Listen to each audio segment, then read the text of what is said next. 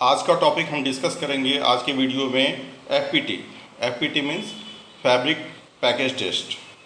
Fabric package test का importance बहुत ही ज़्यादा है किसी भी शिपमेंट से रिलेटेड। मतलब किसी भी शिपमेंट के लिए बाइंग हाउस हमसे सबसे पहले उसकी टेस्टिंग मांगेगा। और फैब्रिक पैकेज टेस्ट का मतलब हो ही गया कि ये जो टेस्टिंग होती है जो हम लैब से करवाते हैं, कोई भी लैब हो, ये बायर का नॉमिनेटेड कोई भी लैब होता है, ITS हो, SGS हो, ब्यूरो वेटास हो, या फिर कोई भी लैब हो, जो भी बायर सेल्स करता है उस लैब से ही हमें टेस्टिंग करवानी पड़ती है।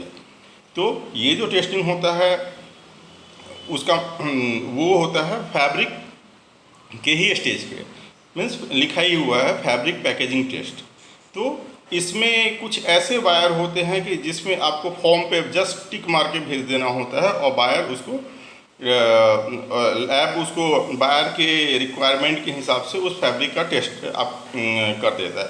बस आपको 2 मीटर फैब्रिक भेजना है और और फॉर्म भर के भेजना है लैब को। लैब उसके हिसाब से बायर के रिक्वायरमेंट के हिसाब से उसको टेस्ट कर देता है। अब फॉर्म कैसे, उसमें टेस्टिंग क्या क्या होता है वो हम आगे डिस्कस करते हैं। ये है हमारा एफपीटी। एफपीटी में इसमें स्लाइड में जो सब एक पॉइंट नहीं दिया गया हुआ है वो होता है कि किसी भी फैब्रिक का सबसे पहले हम एफपीटी में हम श्रिंकेज चेक करवाते हैं, जिसे हम डायमेंशनल स्टेबिलिटी के नाम से जानते हैं। और वो बहुत ही इम्पोर्टेंट होता है, मतलब जिससे हमें पता चलता है कि फैब्रिक लेंथ में श्रिंक कर रहा है या विड्थ में एलोंगेशन हो रहा है, मतलब लंबाई घट रही है या प्लस हो रहा है। जनरली बायर एक्सेप्ट करता है किसी भी चीज़ को श्रिंकेज या एलोंगेशन मैक्सिमम 3 to 5%, उससे ऊपर कोई भी बायर किसी भी चीज़ का एक्सेप्ट नहीं करता, क्योंकि गारमेंट छोटा होने का डर होता है। उससे फिर बायर एक्सेप्ट नहीं करेगा, कुछ भी हो जाए तो बायर बोलेगा मुझे ये मैक्सिमम, किसी में 3% होता है कि बहुत रेयर केस में 5% होता है, लेकिन 3% 4% के अंदर में बायर एक्सेप्ट कर लेता है। तो उससे ज़्यादा अगर हो गया, किसी में 10% श्रिंकेज आ गई तो समझो वो फैब्रिक रिजेक्ट हो जाता है। तो जानते हैं क्या क्या टेस्ट होता है। सबसे पहले हम इसमें जो नहीं लिखा हुआ वो होता है फैब्रिक का श्रिंकेज, जिसे हम डायमेंशनल स्टेबिलिटी कहते हैं। तो पहला वो हो गया। सेकंड हो गया कंस्ट्रक्शन। फैब्रिक का कंस्ट्रक्शन लैब चेक करती है। और फैब्रिक के उसका जो होता है क्या काउंट कंस्ट्रक्शन जो जनरल होता है, जिसे काउंट कंस्ट्रक्शन भी कहते हैं, काउंट भी कहते हैं और कंस्ट्रक्शन भी कहते हैं। मतलब कितने धागे चल रहे हैं वार्प में, कितने धागे वेफ्ट में चल रहे हैं, उसे हम कंस्ट्रक्शन कहते हैं। तो लैब चेक करके बताती है कि क्या कंस्ट्रक्शन। उसके बाद कंटेंट, अगर ये फैब्रिक 100% सिंगल कंपोजिशन का है तो उसमें तो 0% टॉलरेंस एक्सेप्ट करती है। अगर ये कुछ ब्लेंड है, किसी भी तरह का ब्लेंड है, तो 3% टॉलरेंस एक्सेप्ट करती है। इसमें जनरली बायर एक्सेप्ट करते हैं, उससे ज़्यादा एक्सेप्ट नहीं करते हैं कि ऐसा ना हो कि 5% 7% वेरिएशन हो तो एक्सेप्ट कर लेते हैं। जनरली 3% करते हैं।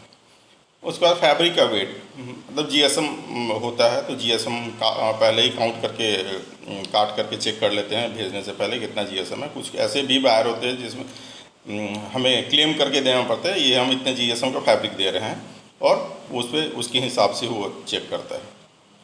उसके बाद कलर फास्टनेस जो फैब्रिक का होता है, अगर कलर फैब्रिक हो तो कलर फास्टनेस का चेक भी कर लेता है, वो लैब करके देती है। और वही yarn count, yarn construction, count होता है वही 30s 60s 40s 50s जो भी होता है, तो उसी को लैब चेक करके बताती है।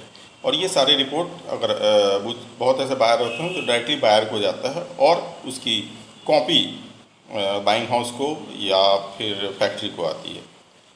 लेकिन बहुत ऐसे भी बायर होते हैं कहते नहीं आप ही चेक करवा लो, छोटे छोटे बायर होते हैं आप चेक करवा के रिपोर्ट हमें भेज दो जस्ट फॉर रेफरेंस। लेकिन ब्रांडेड जो बड़े बड़े बायर होते हैं वो रिपोर्ट डायरेक्टली जाता है बायर को। चलिए आगे देखते हैं फॉर्मेट में कैसे इसको फिल किया जाता है। ये हमारा बस एक रेफरेंस के लिए एक टेस्टिंग फॉर्मेट उठाया है हमने, जो आपको थोड़ा सा क्लियर हो जाए डाउट। तो सबसे पहले है इसमें कि ऊपर में लिखा हुआ है कि ये जो है वो कैसे चेक करवाना है, किस मोड में, एक्सप्रेस मोड में, रेगुलर में, मतलब नॉर्मल जो टेस्टिंग के 3 या 4 से 5 दिन होता है उसमें करवाना है, या फिर एक्सप्रेस मोड में। एक्सप्रेस मोड में थोड़ा सा चार्ज ज़्यादा करते हैं। उसके बाद शटल होता है जो 100% चार्ज। उसके बाद कुछ होता है सेम डे, तो मतलब 24 घंटा के अंदर में आपको रिपोर्ट मतलब दे देता है। शटल मतलब आज दो तो कल का रिपोर्ट देता है। सेम डे में बहुत ऐसे फैब्रिक होते हैं जिसका वो टेस्ट होते हैं जिसका वो आज दे सकता है, लेकिन सबका रिपोर्ट सेम डे नहीं हो पाता है। तो लैब आपको पहले ही बता देगी ये शटल में हो ही नहीं सकता, या फिर ये सेम डे हो ही नहीं सकता। भी कुछ बेसिक ही टेस्ट होते हैं जिनका हो सकता है, सबका नहीं होता। ये फॉर्म जो है, ये बेसिक फॉर्म हमने लिया है। उस फॉर्म में लिखा हुआ है कि डिटेल देखते हैं। नॉर्मल जो फॉर्म भरते हैं उसमें एप्लीकेंट नेम, जो फॉर्म भर रहा है वो अपना नाम डालेगा, फिर कंपनी का नाम डालेगा, कॉन्टैक्ट पर्सन डालेगा और कॉन्टैक्ट नंबर भी डालेगा। उसका इनवॉइस किसको जाएगा। कुछ ऐसे बायर होते हैं कि जो भी टेस्टिंग होगा सारा इनवॉइस बायर के खर्चे पे होता है, तो रिपोर्ट भी बायर को ही जाएगा और इनवॉइस भी बायर को ही जाएगा। लेकिन बहुत ऐसे होते हैं जिसमें रिपोर्ट भी फैक्ट्री को आती है और पैसा भी फैक्ट्री पे करता है। और कुछ ऐसे भी होते हैं कि जिनके रिपोर्ट बायर को जाते हैं लेकिन पे फैक्ट्री करती है। तो डिपेंड करता है, वेरी करता है।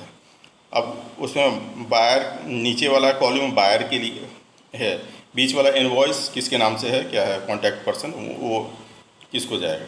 अब बायर का डिटेल इसमें डालते हैं कि ये बायर का नाम क्या है, उसके बाद बायर का कॉन्टैक्ट पर्सन कौन है वहाँ पे। यहाँ पे ये जो है एजेंट कौन है, मतलब बाइंग हाउस है तो बाइंग हाउस का नाम डालना पड़ेगा, कौन सा बाइंग हाउस, या फिर लाइजन ऑफिस है, कौन सा लाइजन ऑफिस है। उसके बाद मैन्युफैक्चरर कौन है, जो सप्लायर है वो कौन है, उसका नाम डालना पड़ेगा। उसका सैम्पल डिस्क्रिप्शन, जनरली हम 2 मीटर फैब्रिक भेज देते हैं एफपीटी के लिए, तो सैम्पल डिस्क्रिप्शन लिख देते हैं 2 metre fabric for the testing.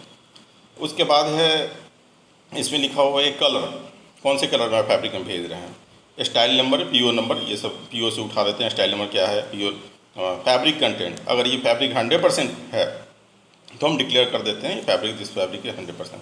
और कोई डाउट ब्लेंड है तो ब्लेंड भी हम डिक्लेयर करके देते हैं इतना परसेंट। जो हम डिक्लेयर कर देते हैं लैब उसी बेस पे चेक करती है कि ये 3% के अंदर टॉलरेंस में है या नहीं, जो फैक्ट्री ने क्लेम कर दिया है। उसको ये फैब्रिक फॉर्म में जा रहा है, गारमेंट फॉर्म में जा रहा है, तो एफपीटी भेजते हैं तो फैब्रिक फॉर्म में जाता है।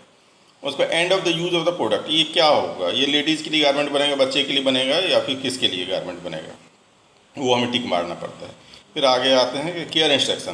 केयर इंस्ट्रक्शन क्या करते हैं, ये हैंड वॉश है, मशीन वॉश है, 30 डिग्री है या फिर 40 डिग्री है। उसका ब्लीच होगा, ब्लीच 99% केस में ब्लीच क्लोज ही होता है। आयरन कैसा है, गारमेंट के हिसाब से 1 डॉट आयरन, 2 डॉट आयरन, उससे ऊपर जनरली नहीं होता है। टंबल, उसके बाद है इसका ड्राई क्लीन है, ड्राई क्लीन क्लोज है। और उसके बाद टंबल ड्राई, किसी में लो होता है, किसी में क्रॉस होता है, मतलब वो डिपेंड करता है, गारमेंट टू गारमेंट वेरी करता है। उसके बाद है टेस्टिंग रिक्वायरमेंट। टेस्टिंग रिक्वायरमेंट में है हमारे इसके कि ये सबसे पहले फैब्रिक भी जा रहा है तो डायमेंशन स्टेबिलिटी होगा ही होगा। तो फैब्रिक जा रहा है, वॉशिंग, गारमेंट वॉश है तो वॉशिंग पे टिक मार के हम भेजेंगे। ये जो अपीयरेंस आफ्टर वॉश है, वॉशिंग, ये सब हम गारमेंट के फॉर्म में हम करेंगे। अब आते हैं फिजिकल टेस्ट पे। जनरली फिजिकल टेस्ट ही होता है फैब्रिक पे। तो एक्सपायरिटी होता है निट्स फैब्रिक के लिए, वूवन फैब्रिक के लिए एक्सपायरिटी नहीं होता है। ये प्रॉब्लम, एक्सपायरिटी की प्रॉब्लम निट्स में ही आता है, निटेड फैब्रिक में। उसके बाद इसमें वूवन फैब्रिक में होता है टेंसाइल होता है, टीयर होता है फैब्रिक के फॉर्म में, मतलब फैब्रिक का स्ट्रेंथ चेक किया जाता है टीयर टेंसाइल से। उसके बाद सीम स्लीपर सीम स्ट्रेंथ हो जाता है गारमेंट के फॉर्म में। बर्स्टिंग स्ट्रेंथ, ये भी निट्स फैब्रिक के लिए। पीलिंग हम चेक करवाते हैं फैब्रिक के फॉर्म में, पीलिंग कितना आ रहा है, ये एक्सेप्टेबल है कि नहीं by as per the standard. Abrasion क्या हो रहा है, एब्रेजन ये भी चेक होता है हमारा। उसके बाद नीचे आते हैं यार्न काउंट, हम टिक करके भेजेंगे, फैब्रिक वेट टिक करके भेजेंगे। और अगर केयर इंस्ट्रक्शन क्लियर नहीं है तो हम क्लियरेशन लिख देंगे, आप रिकमेंड करके दीजिए तो हमें रिकमेंड कर देते हैं। अगर प्रिंट है तो प्रिंट ड्यूरेबिलिटी साथ में चेक कर लेते हैं। फैब्रिक कंटेंट भी हम चेक करेंगे उसमें, टिक मार के भेजेंगे, वो भी टेस्ट करवाना होगा। और फ्लेमेबिलिटी जनरल पॉलिस्टर या छोटे बच्चों के लिए होता है, ये हो जाते हैं। ये सारे टेस्ट हम करवाते हैं फैब्रिक के। जीपर वगैरह तो फैब्रिक में कुछ लगा नहीं होता है, तो ये सारे जो हैं ये सारे फैब्रिक के स्टेज पे हो जाते हैं। अब आते हैं कुछ ऐसे बायर होते हैं जिसमें हमें कुछ भी टिक नहीं करना पड़ता है, सिर्फ हमें बायर के स्टैंडर्ड के हिसाब से हम बस टिक मार देते हैं कि FPT, बायर का नाम सारा लिखा होता है, तो लैब उसके हिसाब से खुद ही इसकी टेस्टिंग कर देता है। लैब को सारा पता होता है कि इस बायर की रिक्वायरमेंट क्या है और किस कंट्री का है, इसकी रिक्वायरमेंट क्या है, और उसके हिसाब से खुद ही टेस्ट करके वो रिपोर्ट जनरेट कर देता है। उसके बाद क्या है, comment on the test result. Test result पे कमेंट अगर आपको चाहिए नहीं चाहिए तो नहीं चाहिए, वो अपना कमेंट तो बताएगा, अपना सजेशन देता ही है इसमें क्या हो सकता है क्या नहीं हो सकता है। और ये फर्स्ट बार जा रहा है तो नो करेंगे, अगर सेकंड टाइम जा रहा है, रीटेस्ट के लिए जा रहा है, तो यस करके इसको भेज देंगे। और उसके बाद sample return sample generally factory को नहीं आती। सैंपल जो रिटर्न होता है वो 99% केस में वो बायर को या बाइंग हाउस को जाता है। अगर फैक्ट्री अपने रेफरेंस के लिए करवा रही है फिर वो फैक्ट्री को आ सकता है। तो ये हमारा एक ये फॉर्म हुआ। सेकंड फॉर्म भी डिस्कस करते हैं, ये भी किसी और हमने नेट से निकाला है, तो ये भी सेम है, सब कुछ वही डिटेल सब होते हैं इसमें।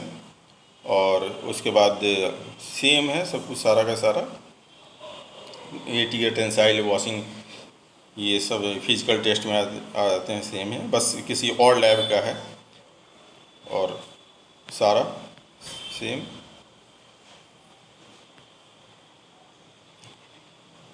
ये सारे हो जाते हैं फैब्रिक के स्टेज पे। फैब्रिक टेस्टिंग में ये फॉर्म हम भर के भेजते हैं। फॉर्म भरना आपको क्लियर ही हो गया, देखिए ऊपर का भी सारा डिटेल लगभग सेम ही है दोनों का। अब हम चलते हैं, ये GSM मशीन है, जैसा आप जानते होंगे कि देखा हो, पढ़ाई किया और क्लास में आपने जाना हुआ GSM मशीन क्या होता है। ग्राम पर स्क्वायर मीटर के लिए हम निकालते हैं कि कितना GSM जो फैब्रिक भेज रहे हैं उसका कितना GSM है, और क्लेम करके भेजते हैं। फॉर्म पे बहुत जगह लिखा होगा कि ये कितना GSM है, वो हम क्लेम करके। तो हम क्या करते हैं, सबसे पहले फैब्रिक को हाथ से ही प्लेन करते हैं, प्रेस बहुत नहीं करते हैं, तो वो GSM कम होने की संभावना होती है। नॉर्मल हाथ से बिठाते हैं और उसके बाद उसका GSM काटते हैं और देखते हैं अच्छी तरह कटा हो, नहीं तो रॉ ज़्यादा छूट गया हो, ज़्यादा निकल गया हो तो GSM कम हो जाता है। उसके बाद उसको काट के फिर ये GSM का वेइंग मशीन जो होता है उसमें हम डालते हैं और GSM कैलकुलेट देख के जो भी GSM आता है फॉर्म में भर के हम उसको भेज देते हैं। बस यही था आज का हमारा वीडियो फैब्रिक टेस्टिंग पे। होप आपको ये वीडियो अच्छा लगा, इन्फॉर्मेटिव लगा हो, तो प्लीज़ वीडियो को लाइक कीजिए और सब्सक्राइब कीजिए, ताकि मैं जो भी नए वीडियो हर नए टॉपिक पे डाल रहा हूँ वो आपको जल्दी से मिल जाए और आप उसको देख पाएँ और वो आपके लिए इन्फॉर्मेटिव हो, वो आपके यूज में आएगा आगे। Thank you.